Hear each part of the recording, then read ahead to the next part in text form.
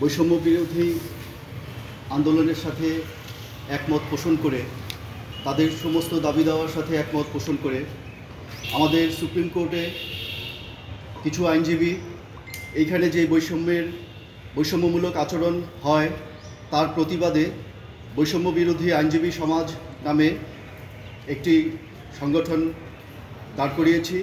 সেই সংগঠনের পক্ষ থেকে আমরা মহামান্য রাষ্ট্রপতির বরাবরে একটি খোলা চিঠি প্রেরণ করছি।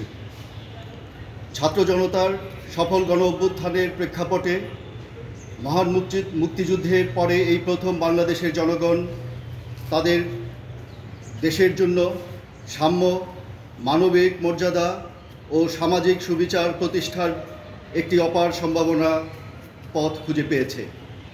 ইতিমধ্যে বৈষম্য বিরোধী আন্দোলনের সমন্বয়কগণ, বিশ্ববিদ্যালয় শিক্ষক নেটওয়ার্ক এবং অন্যান্য দেশপ্রেমিক অংশীজনেরা ভবিষ্যৎ রাষ্ট্র পরিকল্পনার রূপরেখা ঘোষণা করেছেন। আমরা তাদের সাথে সম্পূর্ণ একমত পোষণ করে বলতে চাই যে একটি স্বাধীন বিচার বিভাগ ছাড়া বিদ্যমান রাষ্ট্রের আইনি কাঠামোর কোনো পরিবর্তনই টেকসই হবে না। তাই আমরা সাধারণ আইনজীবীদের পক্ষে বিচার বিভাগের স্বাধীনতা নিশ্চিত করার জন্য নিম্নোক্ত প্রস্তাবনা উপস্থাপন করছি।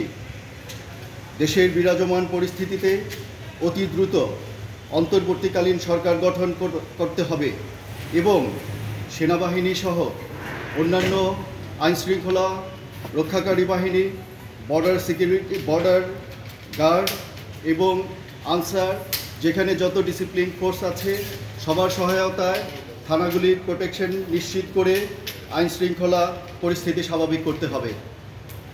সুপ্রিম কোর্টের উভয় বিভাগের যে সকল বিচারক সাংবিধানিক শপথ ভঙ্গ করে পতিত স্বৈরাচারকে ফ্যাসিবাদী রাষ্ট্র প্রতিষ্ঠায় সহায়তা করেছেন তাদেরকে এবং দুর্নীতিগ্রস্ত প্রত্যেকটি বিচারককে অবিলম্বে স্বেচ্ছায় পদত্যাগ করতে হবে। আগামী 30 দিনের মধ্যে বিচারক, আদালতের কর্মকর্তা কর্মচারী, সরকারি এবং রাষ্ট্রীয় আইনজীবীদের সকলকে সম্পদের হিসাব দাখিল করে সুপ্রিম কোর্টের ওয়েবসাইটে প্রকাশ করতে হবে। সুপ্রিম কোর্টে যোগ্য এবং সৎ বিচারক নিয়োগের জন্য অবিলম্বে অধ্যাদেশ জারি করতে হবে।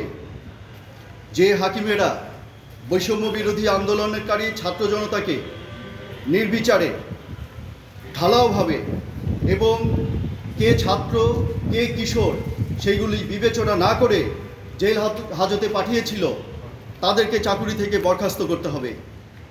বৈষম্য বিরোধী আন্দোলনের সময় দায়েরকৃত সকল মামলা 15 দিনের মধ্যে নির্বাহী আদেশে প্রত্যাহার করতে হবে। অন্তর্বর্তীকালীন সরকার গঠনের 6 মাসের মধ্যে নতুন একটি সংবিধান প্রণয়নের জন্য সংবিধান সভা নির্বাচন করে তাদের মাধ্যমে নতুন সংবিধান প্রণয়ন করতে হবে, যেখানে ভবিষ্যতে কোনো ফ্যাসিবাদ জন্ম নিতে না পারে তার রক্ষা কবচ থাকতে হবে এবং মন্ত্রিপরিষদ ও রাষ্ট্রপতির ক্ষমতায় ভারসাম্য রক্ষা করে বিধান রাখতে হবে। মাজদার হোসেন মামলার রায়ের আলোকে বিচার বিভাগের পূর্ণাঙ্গ পৃথকীকরণ নিশ্চিত করার লক্ষ্যে বিচার বিভাগের আর্থিক স্বাধীনতা দিতে হবে এবং আমরা সুস্পষ্টভাবে বলতে চাই যে বিচারকরা আগামীতে বিচার কার্যক্রমের জন্য বসতে চান তাদেরকে তাদের সম্পদের হিসাব দাখিল করে জনতাকে সন্তুষ্ট করে তারপর আদালতে বসতে হবে। এর আগে কেউ বিচার কার্য পরিচালনা করার জন্য বসতে পারবেন না। সবাইকে ধন্যবাদ। আমরা আশা করি এবং প্রার্থনা করি আমাদের বৈষম্য বিরোধী ছাত্র আন্দোলন সফল হোক এবং তাদের ইচ্ছেমতো নতুন রাষ্ট্র গঠিত হোক।